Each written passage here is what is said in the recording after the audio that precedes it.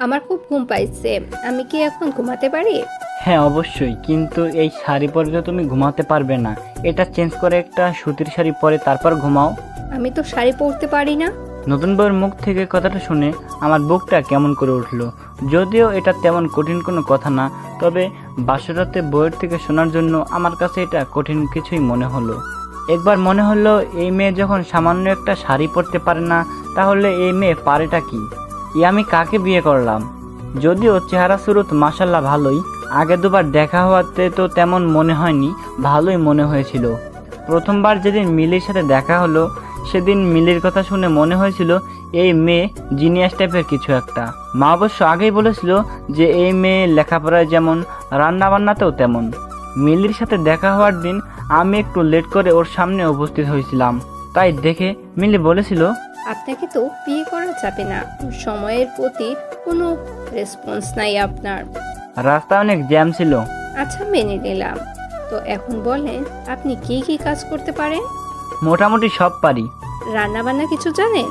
মিলির মুখে এই প্রশ্নটা শুনে আমার মনে হয়েছিল আমি পাত্রী আর ও আমাকে দেখতে এসেছে। আর রান্না বান্না আমার পারা খুব দরকার, রান্না বান্না না পারলে জীবন ব্যর্থ। তা মাথা ঠান্ডা করে সেদিন জবাব দিয়েছিলাম, কিছুটা পারি। মাংস রান্না করতে পারেন? হ্যাঁ। মাছ? না। এরপর শুরু হলো মিলির কথা। পুরো সময় আমি আর কোনো কথাই বলিনি, যা বলছিল মিলি বলছিল। সে কি কি পারে তাই বলছিল, কিন্তু এই মেয়ে যে সামান্য শাড়ি পরতে পারে না সেটা কে জানতো। বিয়েতে আমার খুব একটা মত ছিল না, মিলিকে দেখে সামান্য অহংকারী মনে হয়েছিল, কিন্তু বাসার সবার নাকি খুব পছন্দ হয়েছে। এরকম মেয়ে তারা আগে কোথাও দেখেনি, তাই বাড়ির মানুষের কথা ভেবেই বিয়েটা করা। আমি মুখ তুলে মিলির দিকে তাকালাম।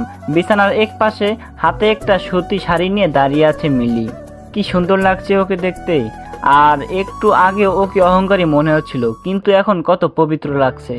মিলির গায়ে এখনো লাল রঙের মোটা একটা জামদানি শাড়ি।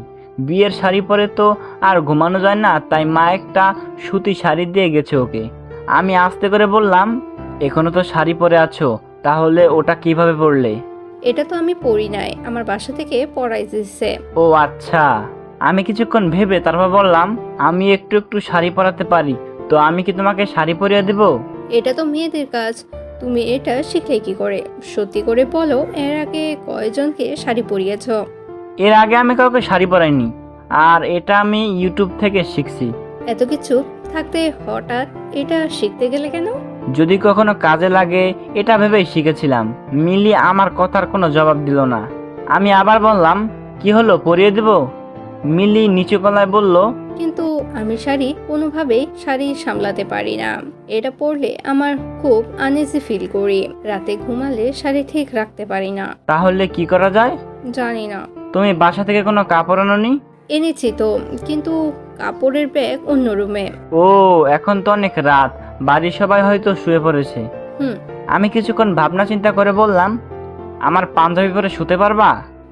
পারবো, কিন্তু পাঞ্জাবির সাথে নিচে কি পরবো?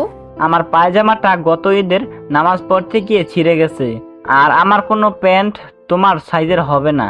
তাহলে একটা আইডিয়া আছে। কি আইডিয়া বলো শুনি।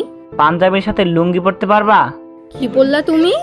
না মানে বলছিলাম যে লুঙ্গি তো ভালো জিনিস, আর একটা রাতেরই তো ব্যাপার, একটু কষ্ট করে কোনোভাবে রাতটা পার করে দাও। তাই বলে আমি মেয়ে হয়ে বাসরাতে ছেলেদের লুঙ্গি পরবো? আর এই কথা যদি কেউ শুনে, তারপর কি হবে ভেবে দেখেছো? না, এটা কোনোভাবেই সম্ভব না। তাহলে কি আর করা, যেটা পরে আসো ওটা পরেই ঘুমাও। এই শাড়ি পরে আমার কিছুতেই ঘুম আসবে না রাতে, প্লিজ কিছু একটা করো। এছাড়া আমার কিছু করার নাই, ভেবে দেখো তুমি কি করবা। আমার খুব ঘুম পাইছে, আমি এখন ঘুমাবো। এই না, তুমি ঘুমাবা না। তাহলে কি করব? ওকে, তোমার পাঞ্জাবিটা দাও তাহলে। কিন্তু আমি ঘুমালে তো কাপড় ঠিক থাকে না, তাহলে লুঙ্গি পরে কিভাবে ঘুমাবো? দাঁড়াও, তোমাকে লুঙ্গির সাথে আর একটা জিনিস দিচ্ছি। এটা হচ্ছে আমার শর্ট প্যান্ট, লুঙ্গির নিচে পরবা, তাহলে সেফ থাকবা। আচ্ছা। একবারে ইনটেক জিনিস, কেনার পরে পরা হয় নাই। মিলি আমার হাত থেকে কাপড়গুলো নিয়ে আমার দিকে তাকিয়ে আছে। আমি বুঝতে পারছি মিলি হয়তো আমার সামনে কাপড় চেঞ্জ করতে চাচ্ছে না। অচেনা একজনের সামনে কাপড় চেঞ্জ করা খুব সমস্যারই। যদিও আমি ওর হাজবেন্ড, তবুও পুরনো হলে হয়তো কোনো সমস্যা ছিল না, নতুন বললেই হয়তো এত সমস্যা। আজ নিয়ে মাত্র 3বার আমার সাথে ওর কথা বা দেখা হয়েছে। এখনো প্রেম ভালোবাসা কিছুই হয়নি, তবে শীঘ্রই হবে, আজ রাতেই হবে হয়তো।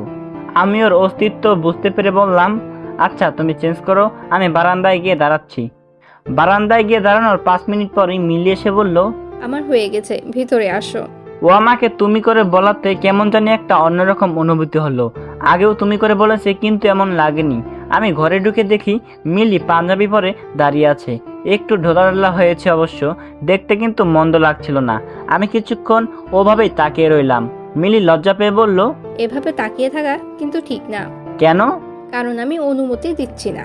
অনুমতি দাও হে প্রিয়তমা। আজ কোনো কিছুর অনুমতি পাবে না। কেন? ঘুমাবো, খুব ক্লান্ত লাগছে। আচ্ছা চলো শুয়ে পড়ি। আর এই নাও কাঁথা, এটা গায়ে দিয়ে শুয়ে পড়ো। ওকে। খাটের মাঝখানে এমন দেওয়াল উঠাচ্ছ কেন? তুমি যাতে এই দিকে না আসতে পারো। কি আজব ব্যাপার, আমি আমার বউয়ের কাছে যাব না? যাবা, কিন্তু আজকে না। কি আর করা, এক বুক হতাশা নিয়ে শুয়ে পড়লাম। আজ সারাদিন আমার উপর দিয়ে অনেক ধকল গেছে, এখন ভালো একটা ঘুম দিতে হবে।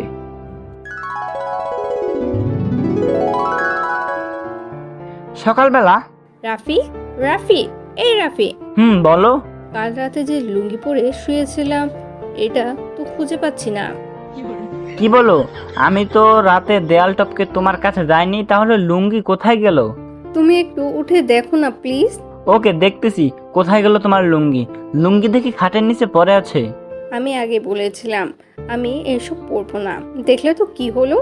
এখন সকাল হয়েছে, তুমি পাশের রুম থেকে আমার কাপড়ের ব্যাগ নিয়ে এসো। ওয়েট করো, আমি এখনই এনে দিচ্ছি। আমি বাথরুমে ওয়েট করতেছি, তাড়াতাড়ি নিয়ে আসবা। মিলির এই অবস্থা দেখে আমার খুব হাসি পাচ্ছে, কিন্তু এই মুহূর্তে হাসতে পারছি না। খুব কষ্টে হাসিটা চেপে রাখতেছি। 3 পিস পরি। আজকে আমাদের বউ ভাত, আর তুমি আজকে 3 পিস পরবা? তোমাকে না কাল রাতে বললাম আমি শাড়ি পরতে পারি না। কিছুক্ষণ চুপ করে থেকে আমি বললাম, মিলি তোমাকে শাড়ি পরতে হবে। কেন? আত্মীয় স্বজনরা তো নতুন বউ দেখতে আসবে। তাহলে এখন কি করব? আমি পরিয়ে দেই। তুমি ভালো করে পরাতে পারবে কি? দেখা যাক পারি কিনা। তুমি আমাকে শাড়ি পরাবে, এটা শুনেই আমার লজ্জা লাগছে। আমরা তো এখন স্বামী স্ত্রী, স্বামী স্ত্রীর মাঝে লজ্জা থাকতে নেই। ওকে, তুমি শাড়ি পরাবা, কিন্তু আমার একটা শর্ত আছে। কি শর্ত বলো? শাড়ি পরানোর সময় তোমার চোখ বন্ধ করে রাখবে। চোখ বন্ধ করে রাখলে শাড়ি পরাবো কিভাবে? তার থেকে বরং তুমি চোখ বন্ধ করে রাখো, আমি শাড়ি পরিয়ে দিই। ওকে, আমি চোখ বন্ধ করলাম, তুমি পরিয়ে দাও। আমি মিলিকে শাড়ি পরাচ্ছিলাম, ঠিক তখন পিছন থেকে ভাবি বলে উঠলো, এক রাতেই এত দূর চলে গেলে? ভাবির কথা শুনে আমি আর মিলি দুজনেই খুব লজ্জা পেলাম। ভাবি তুমি যা ভাবছো আসলে তা না, মিলি শাড়ি পরতে পারে না, তাকে একটু হেল্প করতেছিলাম, এই আর কি। ভাবি তখন বলল, আমাকে বললেই পারতে, আমি পরিয়ে দিতাম। তুমি বাইরে যাও, আমি মিলিকে শাড়ি পরিয়ে দিচ্ছি।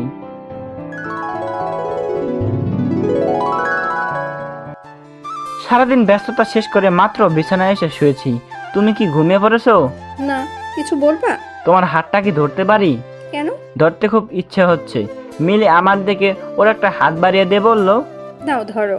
আমি ওর হাত ধরে বললাম, মিলি তোমার হাত তো খুব সুন্দর আর তুলতুলে নরম। অন্ধকারে সুন্দর না কালো কিভাবে বুঝলা? অনুভব করলাম। আমার আর কি কি অনুভব করতেছো এই অন্ধকারে? তোমার ঠোঁট দুটোও সুন্দর। চুম্মু খাওয়ার ধান্দা আজ থেকে শুরু করে দিবা? প্রথম রাত থেকে শুরু করার ইচ্ছা ছিল, কিন্তু তা তো আর হলো না, তাই আজ থেকে শুরু করতে যাচ্ছি। ওকে, কাছে আসো তাহলে।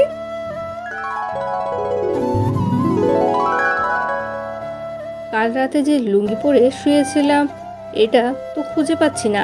তুমি একটু সরি। তো বন্ধুরা, আশা করছি গল্পটা অনেক ভালো লাগলো। তো এরকম আর গল্প চলে চ্যানেলটাকে অবশ্যই সাবস্ক্রাইব করে দেবেন, আর ভিডিওতে একটু লাইক করে দেবেন। আর হ্যাঁ, গল্পটা আপনাদের কাছে কেমন লাগছে অবশ্যই নিচে কমেন্ট করে জানিয়ে দেবেন। তো দেখা হচ্ছে পরবর্তী ভিডিওতে। সবাই ভালো থাকবেন, সুস্থ থাকবেন। আল্লাহ হাফেজ।